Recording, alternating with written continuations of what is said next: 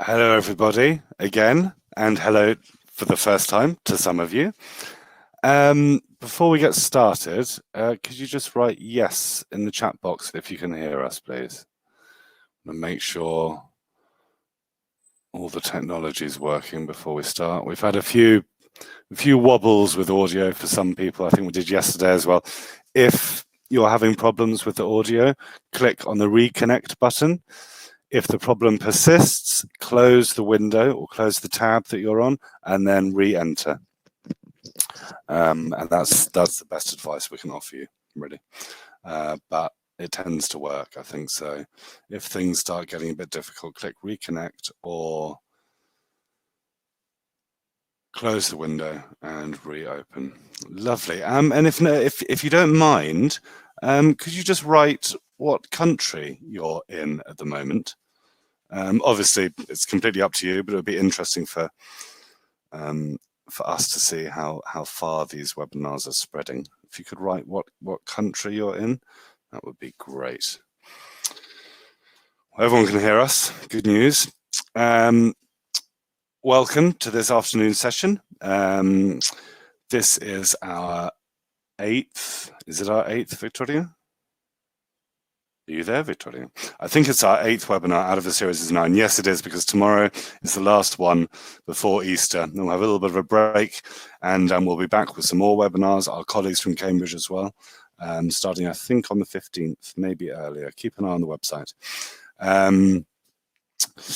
My name is George Heritage. I work in the Assessment Services Department in the Madrid office for Cambridge Assessment English. And this? Hello, this is Victoria. You're sick of that joke now. No. It's just I wasn't sure if you could hear me or not. My name is Victoria, and I work with George in the Assessment Services Department in the Madrid office. Right. What are we looking at today, Victoria? We are going to look at speaking, ways to develop speaking skills, and also approaches to assessing speaking skills. As far as we can. And we went a little bit over an hour this morning. So we'll try and keep it more or less to an hour today. But we will be looking at trying to help develop awareness of the assessment of speaking, both in an exam situation and in the classroom. I mean, as I've said before, as teachers, I think we're assessing all the time inside the classroom and adapting the way that we teach depending on what we see and what we hear. What next, Victoria? Yeah, in line with what you've just said, how we can use speaking skills to influence like the way we develop our students' speaking skills and also how we assess them. Yep.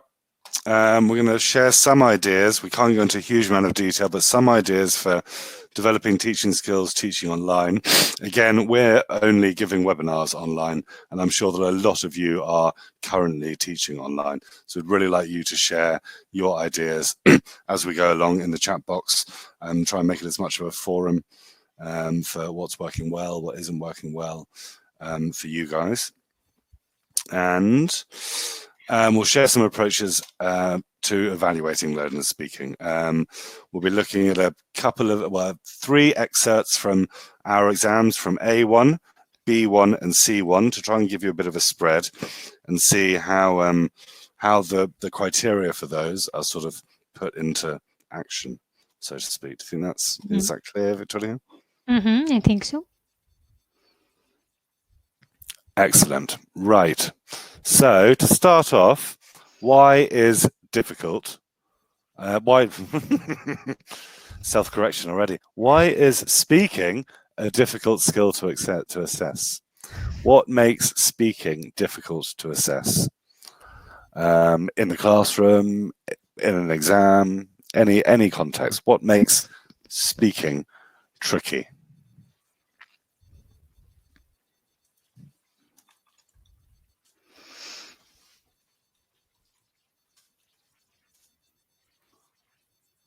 Bias, yep. Subjective. On the spot, Ankhadiani, yep. It's live, exactly. Oh, fluency over language. I don't know if that's a bad thing or not. It depends what you mean by fluency. Pronunciation. As That's a well. lot. Oof. That's a lot of So people in the chat difficult to box. read. I think we've broken a record today. Assessment criteria, subjective knowing what to focus on. Yeah. Students are nervous, which makes it difficult for them to produce, especially in when they know that they're being assessed. Definitely. Feeling embarrassed. Lack of experience of speaking for the students. Shy, pronunciation. Keeping tasks realistic. Yep. Anything else? Can you read, Victoria? It's going too quickly. Time consuming, I think, was mentioned as well.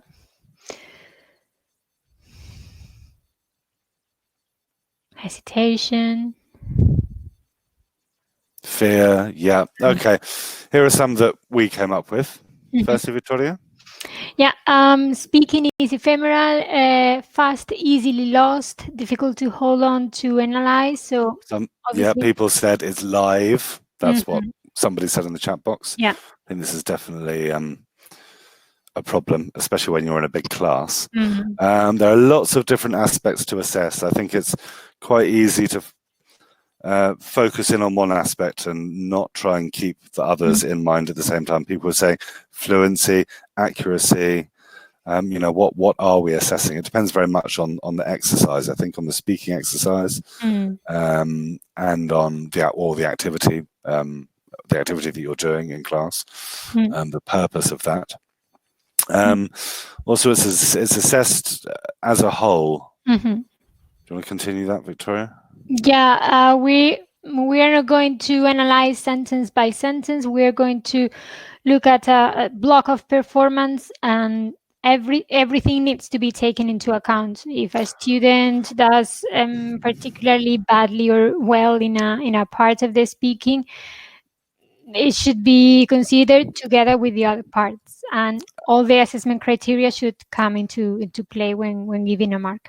Exactly. We were talking about that with the writing, that the criteria is always applied to the piece of writing as a whole, but it's easier to do that with a piece of writing because you have it in front of you, and you can go through thinking about one criterion and going through thinking about another criterion. But yeah, speaking is definitely trickier in lots of different ways. So issues around assessing speaking. What practical problems do you face? What practical problems do you face when assessing speaking as teachers?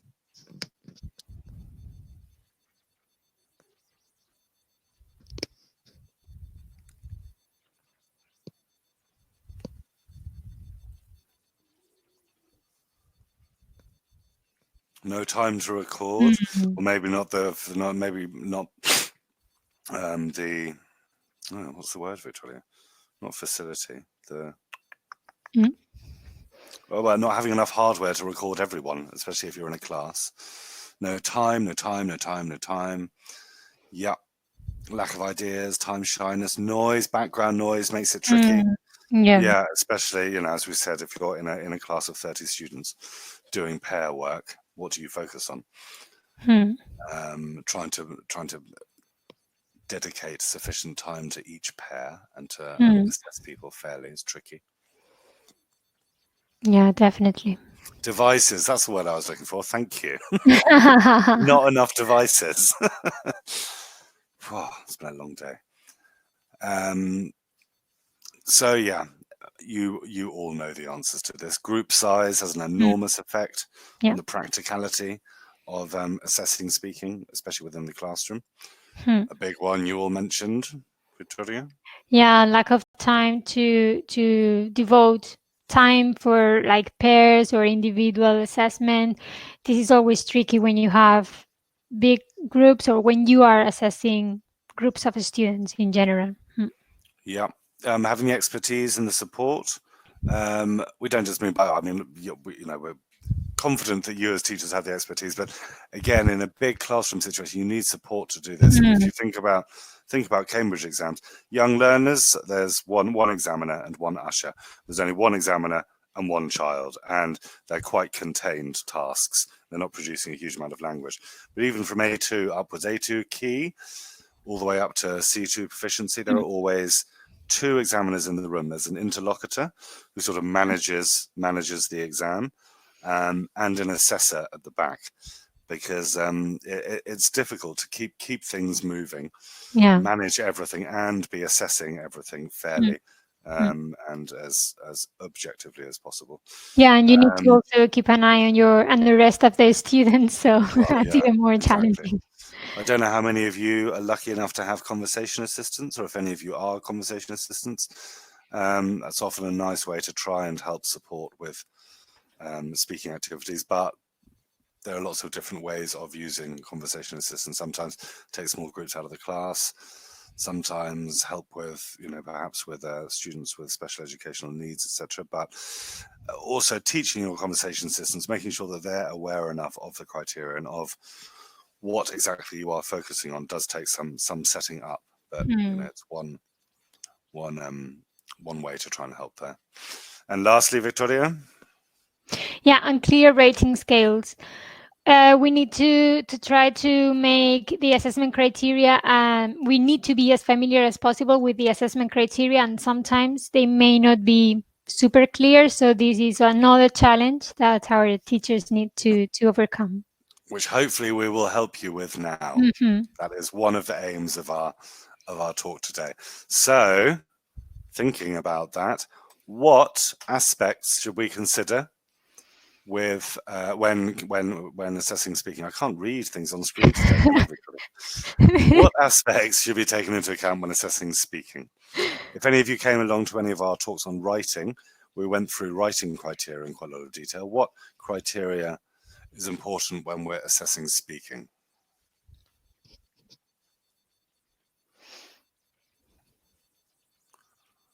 Fluency, pronunciation accuracy. Content, okay, as well. Discourse, management. nice. Communication, coherence, vocabulary, ideas, fluency, pronunciation. Grammar and vocab, at the heart of everything. Intonation, very nice. Interactive communication, somebody knows their stuff. Stress, coherence, yeah.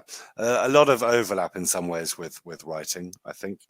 Obviously not in other ways, but eye contact, yeah. Body language, I think we can't necessarily assess students' body language with the way that it supports what they're saying a lot of the time, especially in the interactive communication side of things. At lower levels, you see videos of some of the less strong students who still do quite well, using a lot of body language, a lot of eye contact, etc. I think it helps them a lot to improve their interactive communication if they are looking at each other and they are definitely cooperating with their body language, so to speak. I think the impact is very positive. Task achievement from Sandra.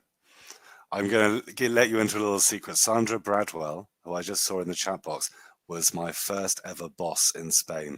And I know that she is a very experienced speaking examiner, so hopefully she'll be able to help us out in the chat box. Lovely. I think we've covered a lot. Victoria, talk us through these. Yeah, our participants mentioned, of course, vocabulary and grammar, but not only that, also pronunciation, discourse management, interaction, and of course, like this overview, this global achievement that we also need to take into account when giving a mark. Definitely, and I know it's very difficult to bear all of these criteria in mind at once, especially in a classroom situation. But I think it's important to note that, as with writing, these are, well, not quite these, but what we will look at next, these are all evenly weighted. So, you're always going to have a B2 student who never puts S on third person singular. So, their grammar's, not perfect, but they have very nice pronunciation, or they have very good interactive skills and abilities. So they're evenly weighted. And I think it's important to take that into account. A lot of the time it's easy when assessing speaking class to correct vocab or grammar on the spot without bearing a lot of the other criteria in mind. So here it is in all its glory. What is this, Victoria? Well, this is the common assessment scale for all the different levels from A1 to C2. So this is the speaking criteria that we use in our exams at each level. So we're going to give you access to this now. There you go. You should be able to download a copy of that now on the right-hand side if you can't see it on the screen. But just to check you're all concentrating, so we have grammar and vocab on the left, discourse management, pronunciation, and interactive communication, with clear descriptors at each level for those. So what is question number 1, Victoria? Which criterion do we not test at all levels? Which criterion does not feature at all levels? Fantabulous, great word, Atifi. Which criterion is not assessed at all levels? This is an easy starter question because it's quite visibly obvious. Discourse management. Well done, everybody. Well done. Should we click onto the answer, Victoria? There you go, the big blank bit. Yeah, discourse management. Why do we not assess discourse management at A1 and A2? Anybody think, why don't we assess discourse management at the lower levels?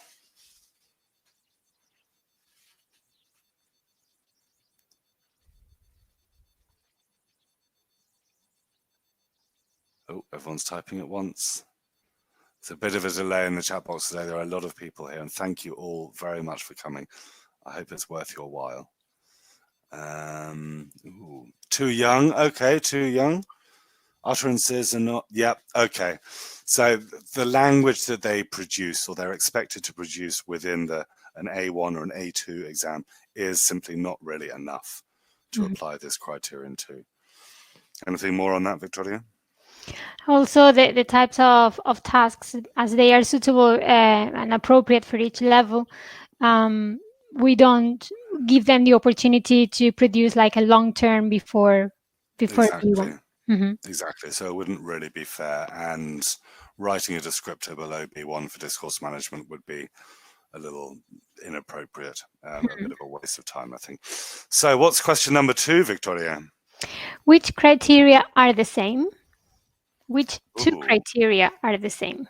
Which 2 criteria are the same at different levels?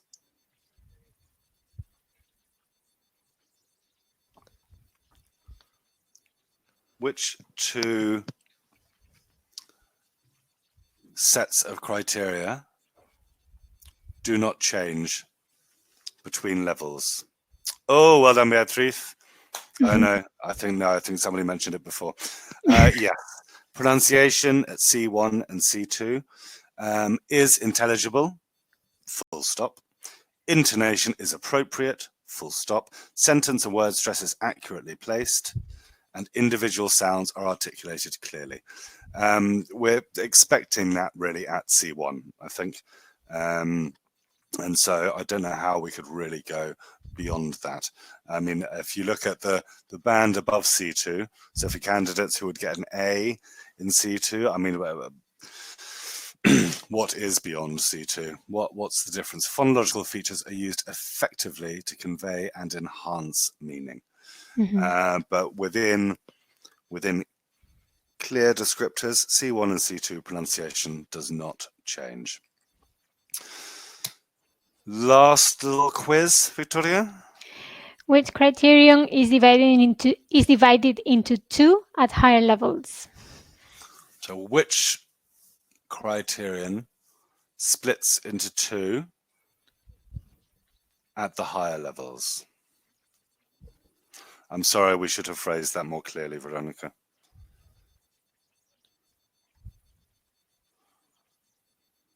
Grammar and vocab, exactly. From A1 up to B2, it's assessed as 1, grammar and vocabulary, and then from at C1 and C2, it splits into grammatical resource and lexical resource.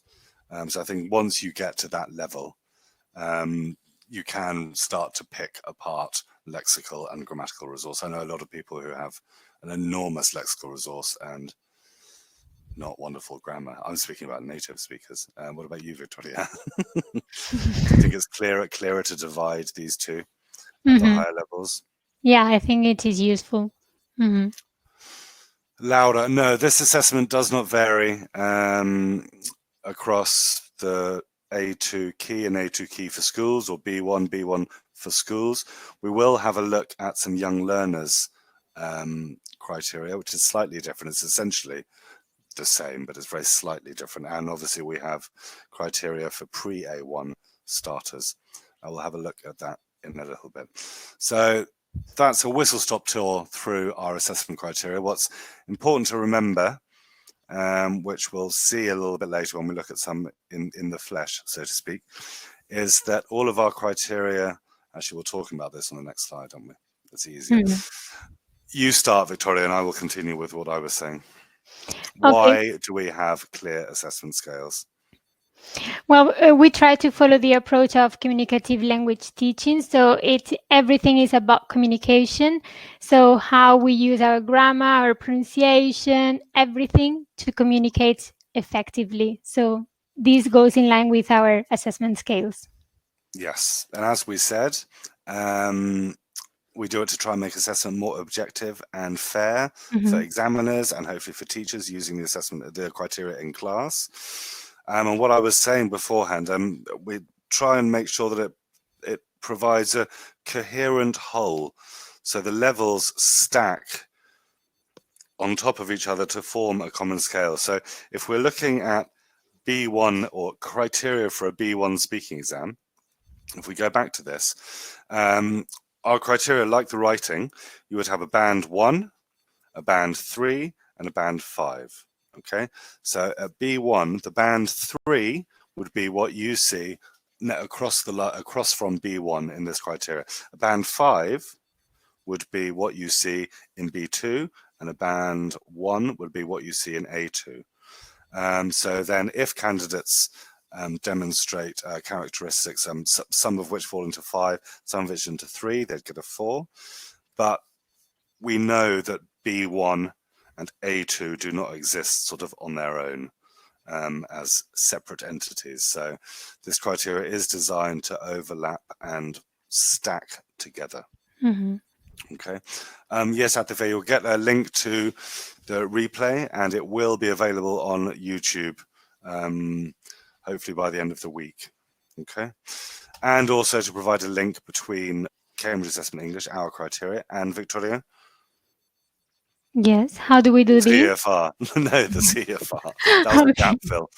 Victoria's distracted. Provide a clear link between internationally recognized standard and our criteria and exams. Okay. Right. So moving on, how else do we link things clearly to the CEFR, Victoria? Well, we use the can-do statement, which is what students can do at each level of the CEFR. Okay, so what is expected of them, and we use those to create our assessment scales. Yeah, so the CEFR document, David might have a link to it somewhere, is an enormous document, very detailed, and within each level, A1, A2, B1, B2, it's broken down into topic or context, I think, and then a series of can-do statements. So what students or candidates at this level are expected to be able to do. And we try to ensure that our criteria are very closely linked to the can-do statements from each level. They're very useful, I think, Noelita. I think using them in class, you can use them to form a curriculum very easily. I think have at the beginning of the year or the beginning of a term, these are what we will be able to do by the end of this term. You can have students ticking them off when they're comfortable that they can do them. Okay. So here are some examples from A2 up to C2. Ooh, dealing confidently with hostile questions. Victoria deals very confidently with the hostile questions I sometimes ask her mid-webinar. Congratulations. And that always, Victoria, always. Okay, so we've had a little look at what's difficult about assessing speaking, looked at some criteria to try and help make sure that we can do it objectively and fairly, and we know what aspects of speaking that we're focusing on, or what areas, or how to break down speaking into chunks so that we can assess them all evenly and fairly. We're now going to jump into something completely different. You are all, well, a lot of you are teaching online. What platforms, etc., are you using, or what platforms are working well for everybody? We're going to look at Victoria's top tips on key things to remember when teaching a speaking lesson online. Okay, Zoom, Amelia. I've heard good things about Zoom. You have the great advantage of breakout rooms, which I think is really good for splitting a class up into. Actually, we just had a training session, and we were sent off into little breakout rooms, and it'd be really nice for speaking activities. Beyond that, Victoria, what do you suggest? Well, probably the lesson staging is going to remain very similar. So we will start by preparing the students for the speaking activity. Then they will have the opportunity to do it, and then you will probably receive feedback. So while the frame of the class will be very similar, it is true that the instructions should be adapted. So you need to be as clear as possible. Obviously, we try to do that face-to-face, but even more here when we are teaching online. It is very important to give a demonstration, so to make sure that students really understand and to check if they have done it, really. Yeah, I mean, this is a lot easier to do in class, and I think, yeah, I'm aware that not all of us are teaching online, but it's very easy to do this in class, and to set up an activity, and you think you've thought through the instructions perfectly, set them all off, and you're walking around, everybody's doing well, and then you reach one pair who are doing the complete opposite. You're like, how did they understand that? Did that ever happen to you, Victoria? Yes. Yeah, quite a lot, I think. And the advantage of being in class is you can do that. You can go around and check understanding, make sure everybody's doing something. So I think thinking even more about your instructions when setting up activities online is very important. Give the demonstration, give the input. Also, I know it's harder in some ways to give them the support that they need within a speaking test. So make sure that, depending how you group your students, I suppose, make sure that they have the material there to use and to bounce off within the activities. Time lags, Victoria? Yeah, we need to be aware that connection sometimes is tricky. It has happened many times to George and me. So we need to give them some waiting time to make sure that they have received or that they have listened to what we were saying before we start speaking again. Yeah, we try on these webinars. I remember the first or second one that we did with quite a few teachers. We had lots of polls, lots of questions set up on the right-hand side, which worked really nicely and kept everybody engaged, but we didn't factor in the delay. So I think normally there's a 6 or 7 second delay on this platform. When you start getting involved in things like polls, it's even longer. So you have to be aware of that when doing online activities with your students. And use the chat box. It's a lot easier with a class of 20 than it is with a wonderful 994 teachers to keep an eye on the chat box. We do our best to keep an eye. And David is doing his best to keep on top of the questions as well. By using the chat box as much as possible to improve interaction, giving personalized feedback. What were we using in that session earlier, Victoria? Do you remember? In the training session we just had? Yes. What was he using? Menti.com? Is that what it was called? Yeah. Yeah, it's just a really nice... We have it as well here, so we will. I mean, oh, we do, don't we? yeah. They will Oopsie daisy. No spoilers, George. Put the link there, and oops, I've ruined the next bit. Trying to get, but using a combination of platforms and tools, if you set it up beforehand, can make things more interactive, more fun for the students. I'm sure the majority of them have probably got phones that they're using at the same time, tablets maybe. What else, Victoria, do we need to bear in mind? We also need to bear in mind feedback, how we give feedback, or when we give feedback. This needs to be taken into account.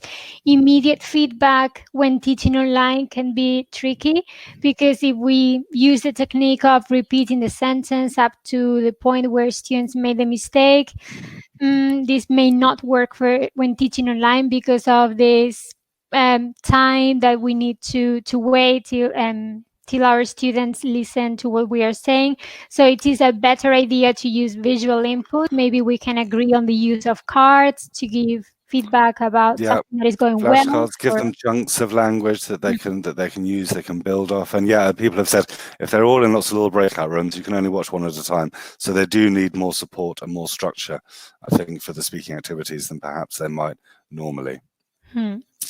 And more delayed feedback. Yeah, maybe Victoria? This is more suitable for this situation if you're teaching online. So maybe you can use the chat box, but it is tricky to type and speak at the same time. So it may be a better idea to take notes on a Word document and maybe check that everything is fine, and then send it to the students. It can be a nice way. And then you can maybe share the document on the screen, share the screen, and get students to correct the mistakes in the chat box. That way you can see if everyone can correct the mistakes. And if you see that they have problems, maybe it is time to spend a bit more time on that specific aspect.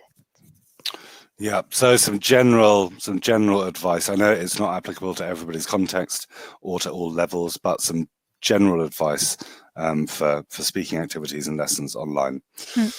What are we going to look at now, Victoria?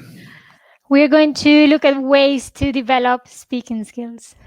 Lovely, and starting with flashcards. I love flashcards. Did you use lots of flashcards, Victoria, with your university students? No, with my university students, no, with my little ones mainly. Yeah. How? To practice vocab, to ask them questions, to get them to remember some contents that we had already worked in class. So that was the main way I used flashcards, and obviously they like them. They like the visual input. Yeah. So if you go to World of Fun, you can download lots of flashcards there. And I think from our website as well, from Cambridge English Young Learners. And you can download them 2-level. If you use them in conjunction with the word lists, it's very clear what students are expected to know at each level. So flashcards, another really good tool, Victoria? They can use, our participants can use Quizlet. It is a way to produce flashcards, and maybe if you can see here that it has different ways of using them. But for example, here it is just for them to come up with the phrasal verb that goes with this meaning or this situation. I think you can run Hangman on Quizlet as well, can't you? I think so. There are different. It's quite a nice platform for using. And there are ways, it's not entire, I think there are ways to use it. Lots of ways you can use it for free, from what I've heard. Maybe there are premium add-on materials. Flashcards, it's not entirely original, but the digital context we now find ourselves in, I think, open up a lot more possibilities when using more traditional approaches. So we could use these with our pre-A1, our A1, A2 learners, Victoria? Yeah, why not? Why not? Why not? How could we use them in more evaluative context? Well, you remember? How do we use them in our speaking exams? Flashcards with a Well, comparison pretty between much, and flashcards. just a lot of visual input as well, I think. Obviously, the task one, we're going to talk you quickly through what happens in the A1 Movers exam. So we're going to watch one afterwards with some criteria. But in A1 Movers, and this is something that you could probably pull off quite nicely online. The first part is spot the difference. So the examiner has one picture, the candidate has another picture, and they have to describe what is different between the two pictures. You can get materials for this from our website, from World of Fun. If you Google Anne Robinson or Karen Saxby, they have a lot of good visual material as well. Part 2, Victoria? Our students need to tell a story based on the 4 pictures, and the most important thing is that they are able to connect the pictures with very basic words. Yeah, I think even at A1, they will still do fine if they describe each picture. But that's beginning to step up from A1 to A2 is connecting them. But yeah, as Victoria said, even just sounds like words like but, and, then is enough to create more of a narrative than just describe a picture, describe a picture, describe a picture. Part 3, my favorite, is the odd one out. So they're given 4 sets of 4 images, and obviously one of them is the odd one out. Which is the odd one out in the animals, Victoria? The animals. George, I don't know. Let's see. I'm getting nervous now. I don't know. Oh, I'm sorry, Victoria. Which one do you think is the odd one out?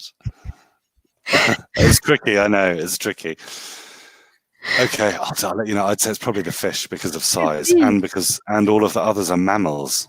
I don't think we would probably expect that out of our from our A1 movers. Our A1 movers, and also there's not necessarily a right answer. If they come up with something, yeah, they are. This is taken from the handbook. I think probably the little fish. So well done. The teachers beat you to that one, Victoria. Yeah. They're really easy, really nice speaking tasks. This is for A1, okay? A1 movers. And then it finishes with the part 4, which is a few questions to finish off. So we're going to have a look at one now. In the handout that we gave you to download, I'm going to stop sharing and share it again to give another opportunity for people to download it, the people who couldn't. If you scroll down to page... Yes, I think I'm not doing very well today, George. You're doing wonderfully, Victoria. Scroll down to page 2. You have the movers speaking assessment scales. You can see these are slightly different from the overall scales that we looked at earlier. We don't talk about grammar at this level. We look at vocabulary, broken into range, control, extent, and cohesion. Pronunciation, breaking down to individual sounds, stress or intonation. But even at a band 5, at the top end of this, mostly intelligible and limited control of word stress and intonation. This is A1. Okay, so the average age of candidates for this exam is probably 9.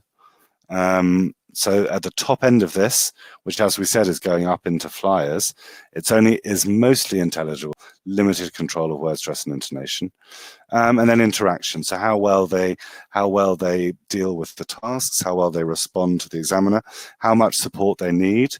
There is scripted support for the examiner.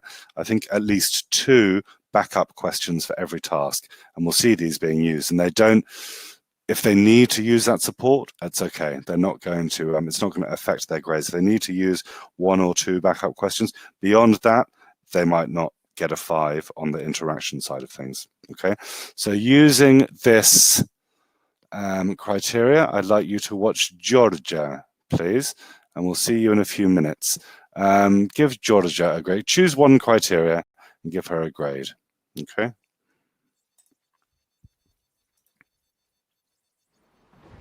Hello, this is Georgia. Hello, my name's Chris. What's your name? My name is Georgia. How old are you, Georgia? I'm 11 years old. Look at these pictures. They look the same, but some things are different. Here there are 3 trees, but here there are 2 trees. What other different things can you see? The duck in this picture, the duck is in front of a car, but in this picture the duck is behind the car. Good. In this picture the field is brown, but in this picture the field is green. Very good. In this picture is nothing the sun, but in this picture the sun is in the sun. There is a sun. In this picture the horse is jumping, but in this picture the horse are standing up. Excellent. These pictures show a story. It's called The Clever Dog. Look at the pictures first. Holly and John are playing table tennis in the garden. The baby and the dog are there too. Mum's saying, "Please watch the baby for me." Now, you tell the story. In this picture, the boy and the girl are playing table tennis. But a dog is watching the baby. In this picture, the boy and the girl are nothing play the table tennis. What's Mum saying? Seeing a baby. Okay. In this picture, mom, a boy and a girl are happy. What's the baby doing? The baby is sleeping. And what's Mum saying to the dog?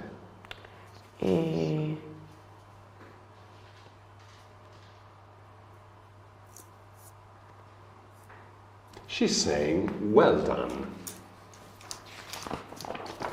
Now, look at these 4 pictures. One is different. The book is different. A lemon, a pineapple, and an orange are fruit. You eat them. You don't eat a book. You read it. Now, you tell me about these pictures. Which one is different? In this picture, there are woman, a man, and a boy, and a grandmother. But a grandmother are reading a book. Okay. In this picture, there are apple, orange juice, and a salad. But orange juice are drinking. In this picture, there are a boy, a man, a girl, and a woman. But a boy, a woman, and a man are in the supermarket. Very good, Georgia. Now, let's talk about your family.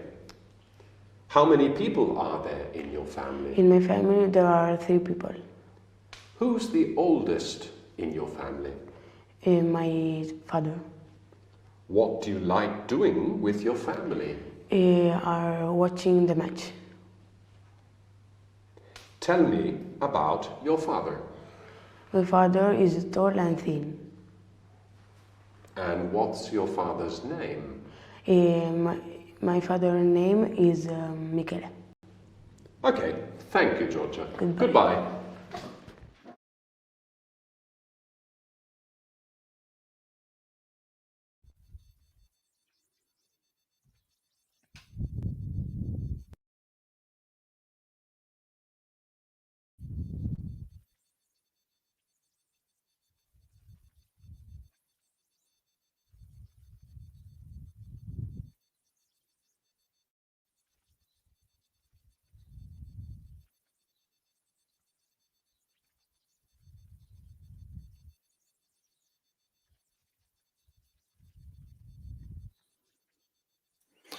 Apologies, my sound was off.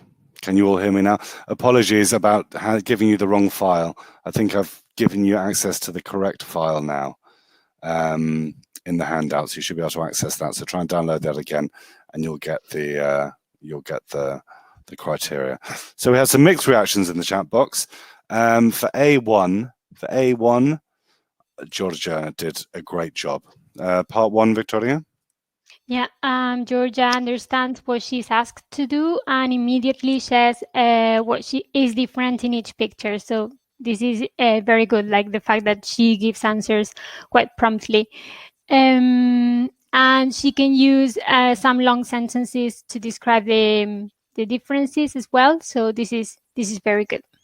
Yeah, and I mean, she's not quite sure what to say about the horse, but she gets round it and says, in this one, the horse is standing up, which at A1 is great lexical resources, great use of what you can do to explain. So she did very well. Part 2, she says something about all 4 pictures. She gets a little, she slows down a little bit, but the examiner supports her. And as I said, there are 2 scripted backup questions, and she gets through it. There's a little bit of linking going on. As we said, A1 is not a problem. If they just describe each picture, it's not a problem. What will take them up a little bit is adding that linking, okay? And she does it well. It's not a problem if the examiner needs to help a little. Okay, these tests are designed to be fun for the kids. And as I said, like with all of other exams, it's all about positive marking and positive assessment. Part 3, Victoria? Georgia starts by saying what she sees in the 4 pictures, and this is good, but the difference would have been clearer if she had said something like in the case of the grandmother. The grandmother is different because she's reading a book, but she says what she knows, which picture is different each time, and that she knows the vocabulary necessary. Yeah. And then the part 4, which we'll look at again at a higher level later, in movers, children answer 4 questions about themselves. Family, friends, home, school, you know, nothing too extreme at A1. And she understands them all very well. She has the necessary language. She hesitates slightly when asked who the oldest person in her family is. But no, she does absolutely fine. So she gets 5s across the board for this. Okay, she gets 5s in all of the criteria. It's a very good. She does very well in this. Okay, right. So the part 1, she was asked her name and her age as well, maybe, or does that come in at flyers? Once we get up to A2 and beyond, or A2 key at least, and then B1 preliminary, B2. The part 1 is fairly similar in its intention. Obviously, it varies with the level. But what happens in part 1, Victoria? There is an interview-like situation in which the examiner is asking the candidate some questions about familiar topics. Obviously, this depends on the level. Exactly. It's aimed to try and help ease the candidates in. We all know that sitting in a speaking test is quite nerve-wracking. So part 1 in all of the speaking tests are, as we said, designed to get them speaking, try and get them relaxed, get them talking about things they know about. And obviously it varies from level to level in terms of what is asked of them. But this is a really nice resource that we found called WordWall. Is it, Victoria? Yeah. WordWall. I think David can send the link. And somebody's already done this, definitely for first. So these are all typical questions you might find in the part 1 first, and you can click a button and it randomly asks another one. So this could be a really nice way to practice this online. You could put your students into little groups of 3 or 4, click the button, ask each other questions, get them all warming up for the part 1. You can create your own. I'm not sure whether ones exist for the other levels, but if you fancy it, make one. So at least one preliminary as well. There is for preliminary as well. Yeah. Excellent. So yeah, use those. It's a lovely resource. So A2 key, yeah, we have the part 1, the introduction, some questions that develops into questions for each of the candidates about, you know, things they like, things they enjoy, their home, their school, things that would be appropriate to A2. B1, the same. And then they go into part 2. Used to be part 3, but it's a part 2. And this is arguably one of the parts which extracts enough language from the students to justify introducing discourse management at this level. So, Victoria, what is it? In B1 preliminary, it's a picture description. And then at B2, they will need to compare the pictures, but it's their opportunity to organize their ideas and show how they can connect them. Exactly. And you have access to an almost limitless supply of pictures and visual stimuli on the internet. As we said, at B1, they will describe one photo. At B2, they have to compare and contrast 2 photos. And then at C1, they have to choose 2 out of 3, I think, and it becomes more complex. Speculation, verbs, questions using modal verbs, etc. But using visual stimuli is a really easy, nice way to practice. Practice this long term and try and get students speaking for a minute or 2 minutes on a photo. Other ways to help develop this, Victoria? We can ask our students. I think this is a nice way to make them interact a bit more with you and make them really create their own activities, suggesting topics to discuss. And this is where Menti.com This is Menti, yeah. appears in our presentation. So you just give your students the code and they can suggest topics to discuss. Exactly. So you would say list topics begin with the letter F. They go online, type in that code, and then they will mainly write football, I imagine. There you go. Food, maybe. Yeah. Fishing. Ooh, fashion. What would you like to speak about, Victoria? Out Fashion. of all of these, Yeah, I like that. fashion. Victoria is very fashionable. I wonder what I would. There are a couple of mistakes in here, aren't there? Ball, pitch. It's quite interesting to see how well your students follow the instructions. If they write things that do not begin with F. So yeah, it's another really nice online tool you can use. And then you can add your own questions to get them talking for longer. Maybe they need some support with that, and you can provide them with that. Exactly. And as I said, and if you're using things like breakout rooms, I think giving them as much support as possible to help begin and help structure what they're going to say is important. Beyond that, Victoria? A nice way to get your students to reflect on their performance or also for peer assessment is to provide them with these little or a table similar to this in which you are asking them questions for the different assessment criteria. I think this is useful maybe even more for lower levels when they are not very familiar with the type of language that appears in the assessment criteria. So it is a nice way to adapt the language so that they can understand it and really make the most of it. Yeah, I mean, you've seen our criteria. It's written for examiners and teachers, really. So with the lower levels, try to break down the criteria into language-appropriate chunks for them, like this. And this is on your handouts. So you can use this with your students. And if you've put them in groups, get them each to listen to one another or a couple of others, depending on the side of the group. And mark them on this criteria. We're going to have a look at the B1 task.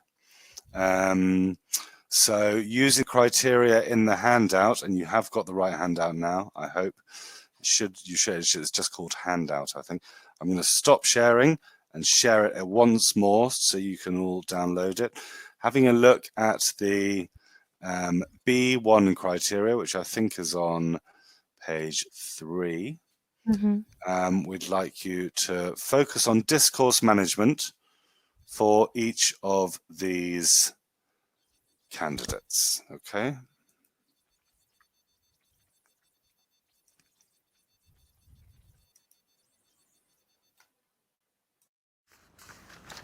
Now, I'd like each of you to talk on your own about something, I'm going to give each of you a photograph of people enjoying music. So Victoria, here is your photograph. Thank you. Please show it to Chiara, but I'd like you to talk about it.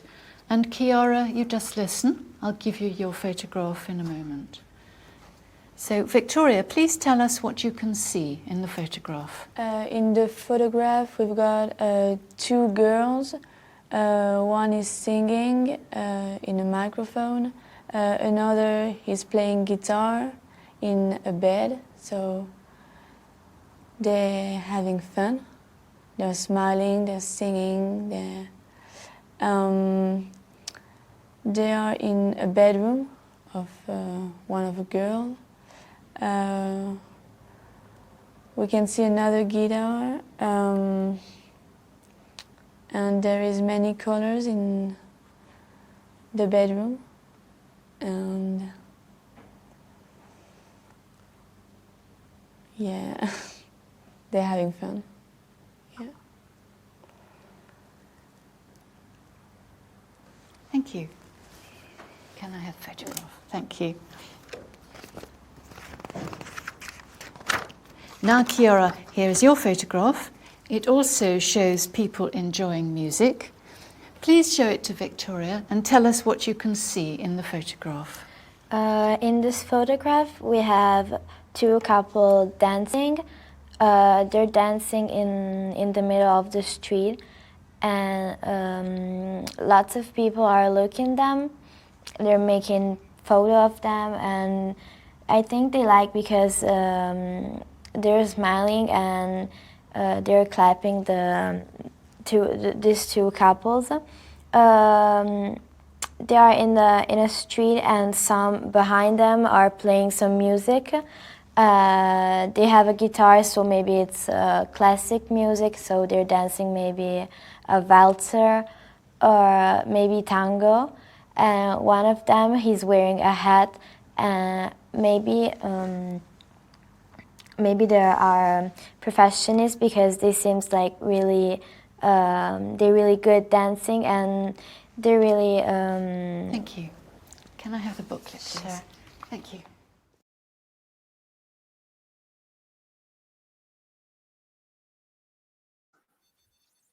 I had some very interesting feedback from everyone in the chat box. A lot of people have fallen into the comparison trap, which I know is very difficult not to do.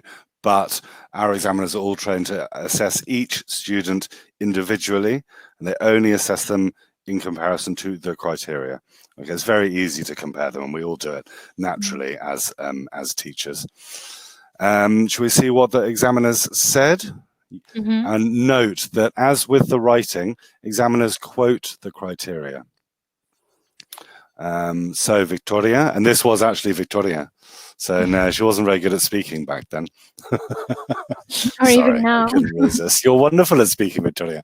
You can't stop speaking when you're not on webinars.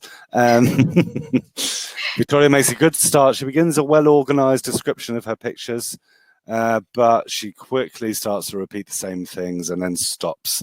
And I think to continue for the full minute, she describes everything else she can see. Try and give your students some well, what can I say? Like a structure or some tools. Think what's at the top, what's at the bottom. Think colors, think things, think people. Give them a little checklist to have in case they do freak out. Because Victoria did have a bit of a, what am I going to say? Chiara describes her pictures very well. She finds a lot to say. She had to stop after a minute. It's not a problem at all. Carry on, Victoria. Yeah, she uses linking words, so it is easy to follow what she is saying, her ideas, and there is a lot of accurate grammar as well. There are also a few errors, but they are not impeding. We can still understand. And in terms of vocab, she has a good range. Yeah, she uses a nice range of vocab, and the linking words thing is really nice. I think they're like this because they have this guitar, so maybe they're doing this. So linking things together, which I think, especially in B1 writing, we see the step up from A2, making a statement and then backing up or justifying or explaining. This is only the part 3, so we're not going to give you the marks for the whole test, but you can download from YouTube. And if you look at the examiner's comments, alongside the criteria, then you can decide. You can decide what they get. Okay. So moving on, the part 4, which was, well, it was the part 3, was it 4 maybe, in the movers. At the end of all of our speaking tests, we finish with a few questions. Sort of finish in the most, let's say, natural way we can. It also gives the examiners an opportunity. If one person has spoken a lot more during the collaborative task than the other, gives the examiners a bit of an opportunity to ask more questions to the one that didn't speak as much. Once we get up to, we're going to look at C1 now, so we get a nice range that we've covered. In C1, there'll be a mixture, I think lower levels as well, a mixture of questions directed at each candidate and questions that they expect the candidates to discuss between themselves. So again, it gives the examiners a chance to try and even out and be sure that they've extracted enough from each candidate to apply the criteria fairly. Do we have the criteria for this in the handouts, Victoria? Yeah, we have do, the criteria for C1. Yeah. A nice way to help prepare for this, Victoria, integrating skills.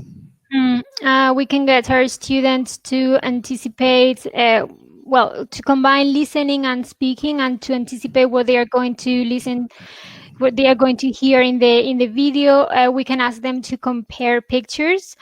In this case, it could be a task for B2 first, and that way they can start activating their schemata and get ready for the listening. Then they can watch this video on how virtual reality can change science lessons. And then again, to make them part of the learning process, we can get them to come up with ideas to complete their mind maps about how new technologies can make teaching and learning better. And then once they've had their mind maps, especially if you're teaching online, if you have them in little groups, give them the mind maps and start the discussion. As I said before, I think until the exam day, giving them as much support and input as possible helps. And the more practice they have, the better. So if you look on the last page of your handouts, I think maybe not the last page, page 3, 4, page 5, we have the C1 advanced speaking scales. It's up to you, but we'd like you to focus on, should we go for interactive communication, Victoria? Because we haven't looked at that. Yes. There's a bit of a variety in this part of individual questions and together. So have a look at interactive communication and try and give each candidate a grade.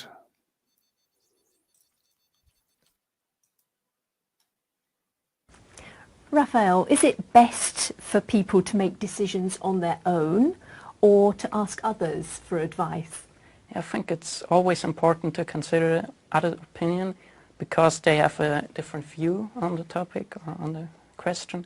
And so I think it's always important to ask as many people as possible and consider the different points. Do you agree, Maud? Well, in some ways, yes. But I think that some people should make their own decision when they think that the advice that all the people give them are not very strong. So, yes.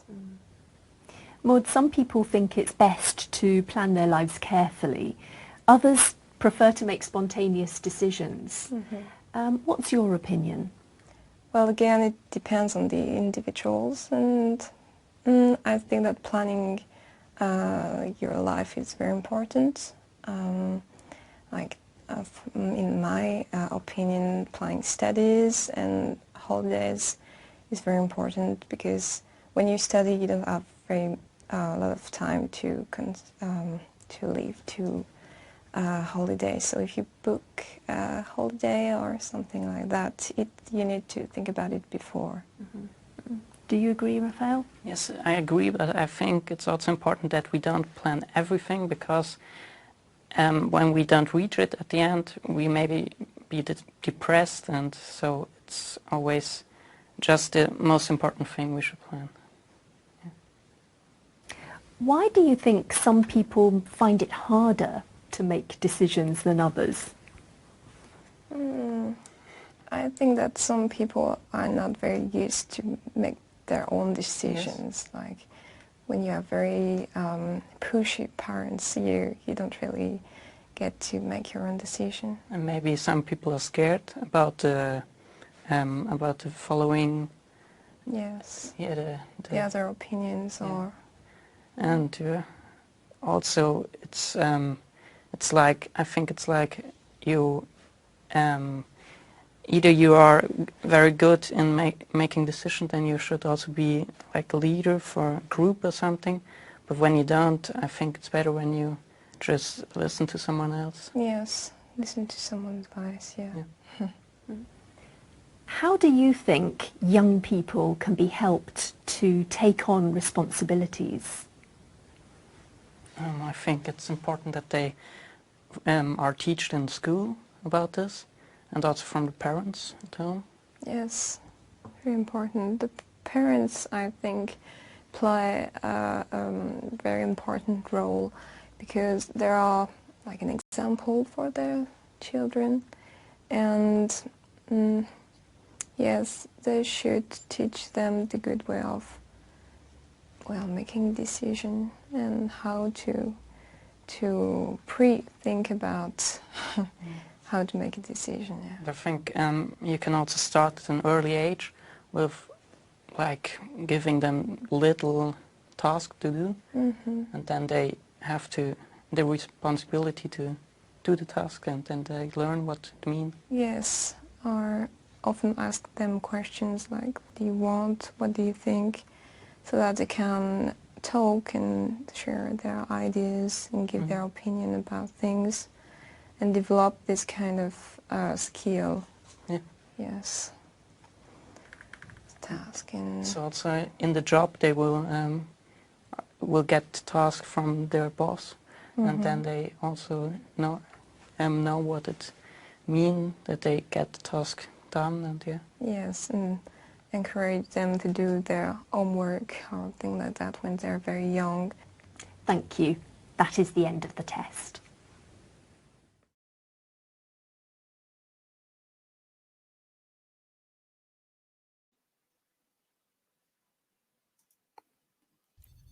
Are you there, Victoria? Excellent. So, yep, that was the end section of a C1 advanced exam. You can see there, good, both good candidates. So it's a little nervous. We have to remember that these poor candidates are being videoed, which is even more nerve-wracking, I think, than being in an exam. I will let you. Wait, let's have a look. Victoria, you talk through Raphael, Intimate whilst I deal with the files. I'm going to stop sharing and share them all again. So in terms of interactive communication, Raphael responds to the interlocutor's questions well. We see that he also tries to add to Maud's response about why people find it harder to make decisions, though he has trouble finding the language to complete his idea. Lovely. And Maud, she responds very well. She's the first to answer the question addressed to both of them, and she tries to help Raphael when he has trouble finding the right words. So interactively, they both did pretty well in this part, I think. Sorry, we can't go into more detail. We tried to give a bit of an overview, so we chose the ones, the A1, B1, and C1, to give you a little bit of a spread and to have a look at some different criteria. We will be giving a webinar tomorrow, our final one of this series before Easter, on writing for young learners. So please sign up to that if you're interested, if you teach younger learners.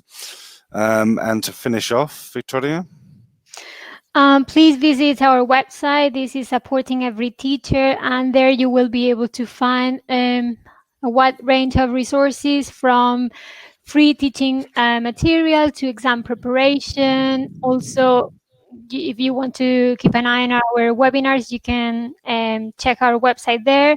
And there is also a support pack for teachers, and of course some of our most popular platforms like Write and Improve.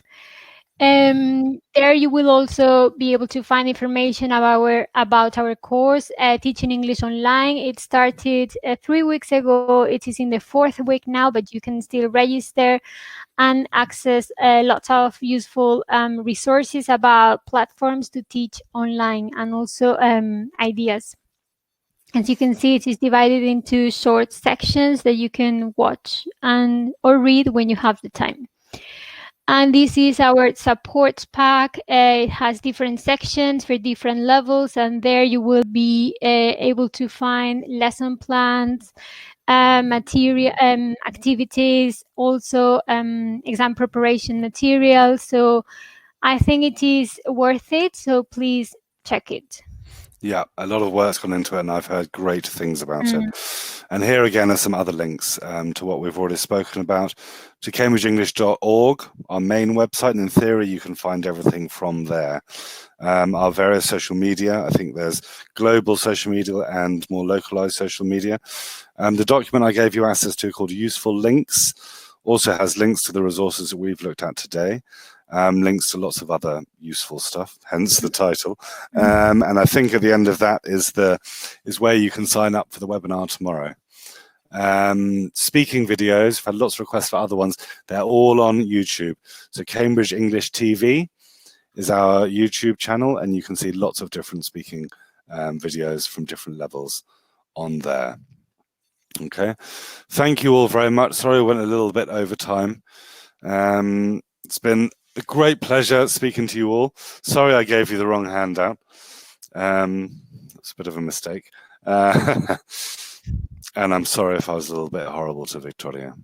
Was I, Victoria? You were never horrible, George. Oh, good. See, I've got her well trained. Good luck. I hope you all keep teaching wonderfully online. I've said this before, but some of you are new. Newton wrote his Principia Mathematica under self-isolation because of the plague. So if it weren't for self-isolation, we wouldn't have gravity, and we would all just be floating around everywhere. In addition, I think King Lear, Shakespeare wrote King Lear and Macbeth in self-isolation. So I think it's bringing the best out of lots of people. We're definitely having a great time giving you all webinars. So please keep your eyes out for more in the future. And any more questions?